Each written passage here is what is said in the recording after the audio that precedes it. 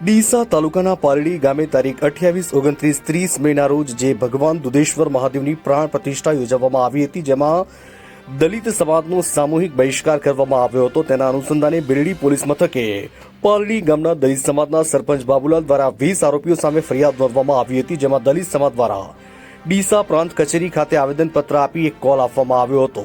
જો કે તારીખ 17 મે સુધીમાં આ કામના આરોપીઓની અટકાયત કરવામાં નહીં આવે તો અમે અનુસૂચિત જાતિના તમામ સંગઠનો તેમજ દલિત સમાજ એક સાથે પાલડી મુકામે તારીખ 17 મેના રોજ મોટી સંખ્યામાં એકઠા થઈ એક બેઠક કરીશું, અને જો ત્યાં સુધીમાં તમામ આરોપીઓની અટકાયત કરવામાં નહીં આવે તો અમે સરકાર અને પોલીસ પ્રશાસનને એક અલ્ટિમેટમ આપીશું, જેમાં ડીસા બનાસ નદી પરનો પુલ બંધ કરીશું અને ત્યારબાદ પાલનપુર એરોમા સર્કલને ચક્કાજામ કરીને બંધ કરીશું.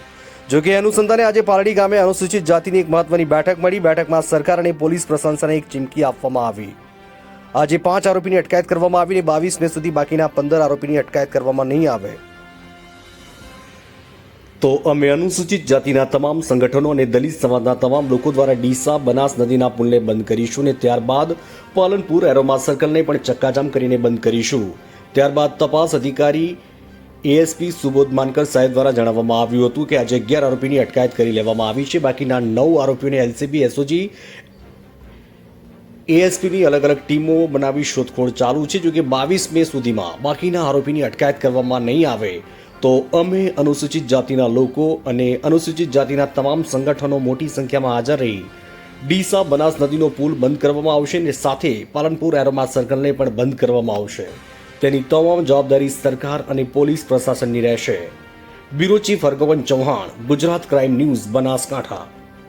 શું ઘટના હતી પાલડી ગામની? અત્યારે કયા પ્રકારની પરિસ્થિતિ છે અને શું માગણી છે અને કયા પ્રકારના કાર્યક્રમ? ડીસા તાલુકાના પાલડી ગામે તારીખ 28, 29 ને 30 એપ્રિલ મહિનાની શિવ મહોત્સવ, શિવની પ્રાણ પ્રતિષ્ઠાનું એક કાર્યક્રમનું આયોજન કરેલું હતું પાલડી મુકામે, જેમાં દલિત સમાજના લોકોને સાથે જે ભેદભાવ, આબડછેડ પરિવર્તન છે તેમને અલગ બેસાડવા, મંદિરની અંદર ન પ્રવેશવા દેવા, આ બાબતની એક શરમજનક ઘટના છે, ભેદભાવભરી જે ઘટના છે એને લઈને બિરડી પોલીસ મથકે એફઆઈઆર દાખલ કરાવી છે. એના પછી 20 આરોપી છે અને 20 આરોપીઓમાંથી 5ની ધરપકડ થઈ છે. 15 આરોપીઓની હજી સુધી આ પોલીસે ધરપકડ કરી નથી. જેના અનુસંધાને અમે એક પ્રાંત કલેક્ટર ઓફિસથી કોલ આપ્યો હતો કે પાલડી મુકામે એક બેઠક કરીશું અને ત્યાંથી અમે અલ્ટિમેટમ કોલ આપીશું, જે આજે 17 તારીખના દિવસે અમે સમગ્ર અનુસૂચિત જાતિ સમાજ સાથે રહીને ડીસાના બનાસ પુલને તારીખ 22ના દિવસે બનાસ પુલને ચક્કાજામ કરીશું અને સરકારની સામે વિરોધ પ્રદર્શન કરીશું. જો કદાચ 22 તારીખ સુધી આરોપીઓની ધરપકડ નહીં થાય તો છેલ્લે અમે પાલનપુર એરોમા સર્કલ બ્રિજને પણ બંધ કરશું. સમાજ એક સાથે એક સુરે અવાજ મિલાવશે. આપનું નામ હતું?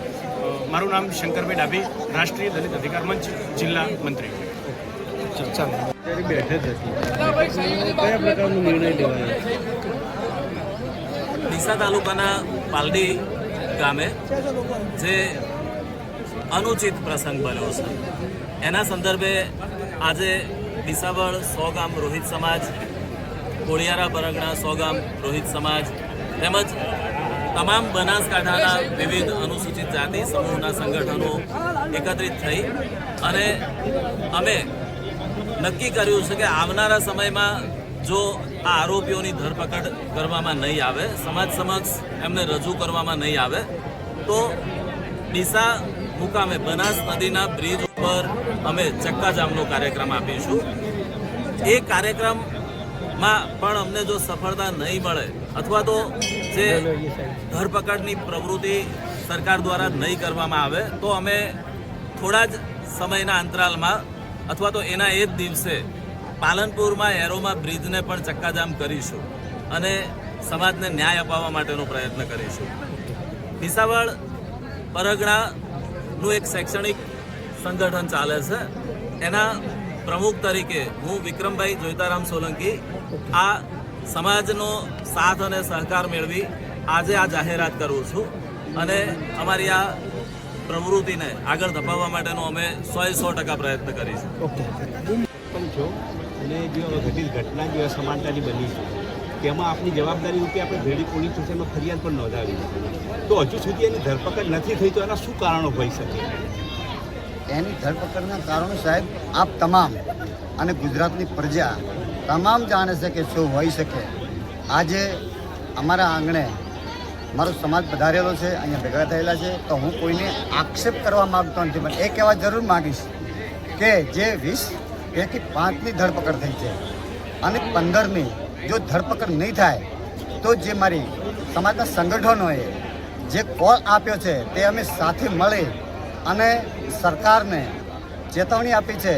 ચેતવણીના ભાગરૂપે જે કીધું છે, જો અમને ન્યાય મળે તો અમારે કે બીજા કોઈ કાયદો હાથમાં લેવો ના પડે. જો અમને ન્યાય નહીં મળે, અમની ધરપકડ કરવામાં નહીં આવે, ધરપકડ કર્યા પછી પણ જો કોઈ પણ પોલીસ પ્રશાસન કાયદો હાથમાં લેશે તો મારા સંગઠનો દ્વારા જે સબક શીખડાવવાની છે તેમાં કોઈ કસર નહીં છોડીએ.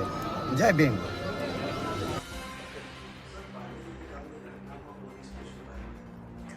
पालड़ी गांव में 28, 29 और 30 अप्रैल के दौरान शंकर भगवान के मंदिर के प्राण प्रतिष्ठा का आयोजन किया गया था, जिसमें ऐसा आक्षेप है कि अनुसूचित जाति के लोगों का बहिष्कार किया गया था और उन्हें इस प्राण प्रतिष्ठा में शामिल नहीं किया गया था.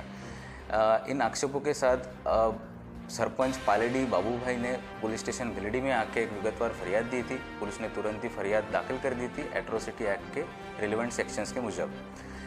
इसमें जो आक्षेप थे, उन आक्षेपों में टोटल 20 आरोपियों के खिलाफ ये विगतवार फरियाद दी गई थी, जिसमें से 11 आरोपियों को अभी तक पुलिस ने ऑलरेडी डिटेन करके पुलिस स्टेशन में ला रखा है. उनकी पूछपरछ चालू है और उन पे आगे कायदेसर कार्रवाई की जाएगी. बाकी बचे जो 9 आरोपियों हैं, उनके लिए भी हमने अलग अलग टीमें बनाकर LCB, SOG, ASP office team और स्थानिक भिलड़ी पुलिस स्टेशन की टीमों द्वारा ह्यूमन सोर्सेस ऑफ इंटेलिजेंस और टेक्निकल सोर्सेस ऑफ इंटेलिजेंस से हम उनकी शोधखोल कर रहे हैं. उनको भी हम तुरंत ही पुलिस स्टेशन लाके उनकी पूछपरछ की जाएगी और इस घटना के जो सत्य है उसके तह तक पुलिस जाएगी. इसका तपास मैं खुद ASP दियोदर सुबोध मानकर कर रहा हूँ और इसमें हम जल्द से जल्द आपको आगे का जो भी अपडेट आता है हम आपको बताएंगे. જ્યારે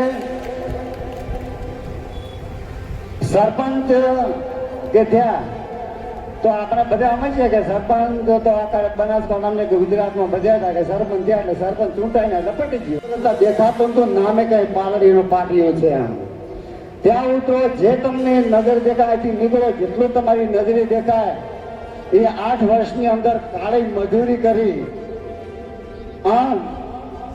એક બગીચા સુધી જ્યાં ગટરો હતી, આ ગામની અંદર 1500 થી વધારે દોલતો એટલું પુરાણ કરેલું છે અને એ બધી ચોકડીઓ પૂરી અને હરખું કર્યું, એની અંદર બગીચાનું નિર્માણ કર્યું અને સાથે સાથે એ કામ કરેલું, સાથે સાથે ભાઈચારો, શિક્ષણનું સ્તર ઊંચું,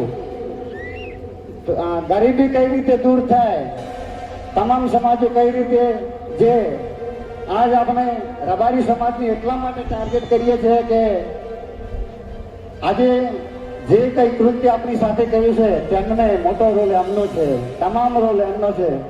કારણ કે આ લોકોએ ઠાકોર દરકો પણ મેં નથી કર્યું, એ મને ભાવતું હતું પણ એટલા માટે નથી કર્યું કે મારે ઓલ ગુજરાતમાં સંદેશો મોકલવો છે કે દલિત સરપંચ શું કરી શકે અને સરપંચની સત્તા શું છે અને ગામને શું મદદરૂપ થઈ શકે. તે આ ગામમાં જ્યાં તમે બસ સ્ટેશન ફક્ત એમનું શોષણ જ કર્યું છે સમાજે આજ સુધી અને એમને શોષણ કરવામાં ખૂબ જ ફાવે છે. એ પણ આજ મોટો દાખલો બેસો છે.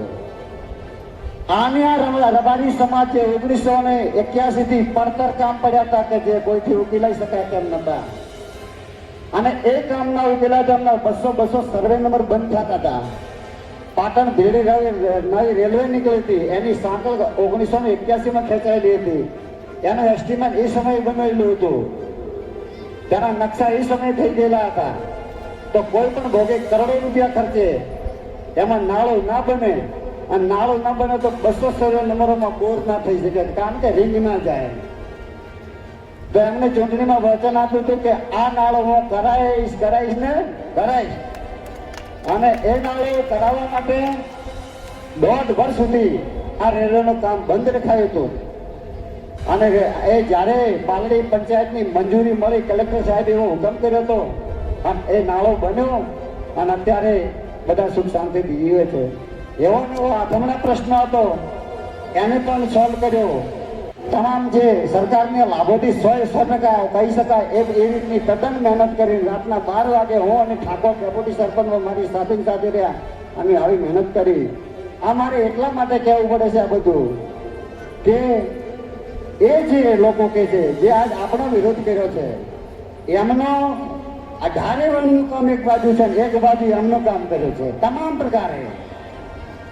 અને અમને એ ખબર નથી કે મારો સરપંચ હતો, અમે 60 વર્ષ સરપંચ રહ્યા છે રબારી. અને આપણે તો પોતપોતાના ગોઠવાઈ જવાનું, ચૂંટણી આવે તો આવામાં નાથા પાન ગોઠવે, પેલા પેથા પાન ગોઠવે, આજુ આપણે જાણતા હતા. તો 60 વર્ષમાં એક ઈંટ મારી હોય તો પાલડીમાં કહો કે એક ઈંટ અહીંયા મારેલી હતી. ગ્રાન્ટો આવી હતી. અત્યારે નાણાં પંચ ચાલે છે, 15મો નાણાં પંચ તો 75 વર્ષ થયા. તો 15મું નાણાં પંચ કેમ કે 5 વર્ષનો નાણાં પંચ હોય તો 15 પાછું 75, તો 75 વર્ષથી આ નાણાં પંચ ચાલે છે. આજનું થોડું ચાલે છે તો હવે વિકાસ થાય, બરાબર? તો કે હવે પૈસા આવે છે. તો આ તમામ કામો ટોટલ ખૂબ મજૂરી કરી, ઘણી મહેનત કરી. બીજી તમામ અન્ય આવું કામ છે તો બીજા કેટલા પ્રશ્નો ભંગાર ઉભા થયેલા નહીં હોય તો કોઈની બિલ્ડિંગ પોલીસ સ્ટેશન સુધી જવા દીધા નથી, કોઈ પણ ગુનો દાખલ થવા દીધો નથી. તો હવે આ બધી વાતની પૂરી કરતા હોય સીધી હું મેન વાત ઉપર આવું છું કે જે આ શંકર ભગવાનનું મંદિર કર્યું. કામગીરી છે ને અત્યારથી ચાલુ કરી દો તમે. આ લોકોના છાતી ઉપર પગ મૂકીને સત્તાઈ કરવાની છે. સમાજ તમારી સાથે છીએ, સમાજના તમામ સંગઠનો તમારી સાથે છે. કોના બાપની તાકાત છે સરપંચનો કોલર ચાલે. આગળના કાર્યક્રમની વાત કરીએ. આપણે ડીસા પ્રાંત કલેક્ટર ઓફિસથી કોલ આપ્યો હતો કે અમે પાલડી મુકામે આ ગામના ચોરે દલિત સમાજ ચૌહાણ પરિવારના આંગણે એક મીટિંગ કરીશું અને ત્યાંથી કોલ આપીશું. અને કોલ આપવા માટે જઈ રહ્યા છીએ. પોલીસની કામગીરી ઉપર અમને ભરોસો નથી, એટલા માટે અમે કોલ આપીએ છીએ. કારણ કે આજે એફઆઈઆર કર્યાને લગભગ 10-12 દિવસ થઈ ગયા. એફઆઈઆર કરવા માટે કલાકો સુધી પોલીસ સ્ટેશનમાં બેસી રહેવું પડે. પોલીસની મંશા તો જુઓ તમે, સમાધાન બેચવું પડે. એટલા માટે 5 આરોપીઓ તમે ધરપકડ કરી છે એ તમે તમારી ફરજ નિભાવી છે. સારું કામ નથી કર્યું. સારું કામ કરવું હોત તો મીટિંગ પહેલા 20 આરોપી કસ્ટડીમાં હોત. આજે આ પાલડીની ધરતી પરથી અમે કોલ આપવા માટે જઈ રહ્યા છીએ. 5 આરોપીને તમે ધરપકડ કરી છે, 15 આરોપી બાકી છે.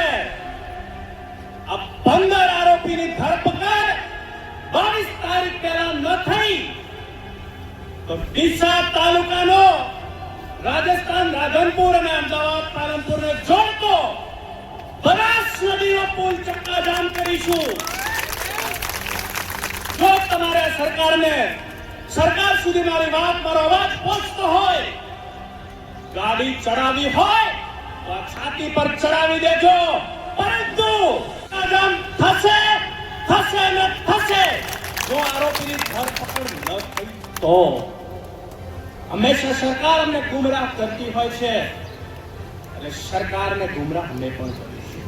ધ્યાન રાખજો, 22 તારીખે કદાચ આ સમાજ ધારશે ને તો બનાસ નદીના પુલને છોડીને બનાસકાંઠા જિલ્લાનું એરિયામાં સર્કલ પર બંધ કરીશું. અમે એક કોલ આજનો અમારો રહેશે અને યથાવત રહેશે. જો આરોપીની ધરપકડ થશે તો અમે અમારા મુદ્દા પર પાછા આવીશું.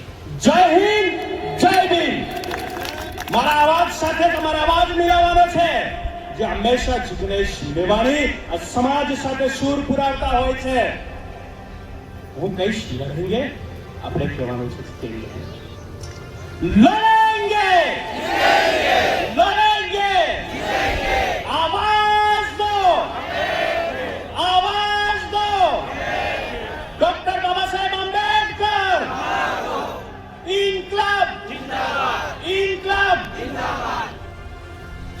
કહી દઈએ એ દિવસે તમામ સંગઠનો હાજર રહેશે અને રાષ્ટ્રીય દલિત અધિકાર મંચની ટીમ આખા બનાસકાંઠા જિલ્લામાંથી હાજર રહેશે અને નવો બનેલો વાવથરા જિલ્લો પણ એક રાષ્ટ્રીય દલિત અધિકાર મંચની ટીમ બનાસ નદીના પુલ ચક્કાજામ કરવા માટે હાજર રહેશે. તમામ સંગઠનોને આપણે આહ્વાન કરીએ છીએ કે એ દિવસે ડીસા ખાતે તમારે હાજર રહેવાનું છે.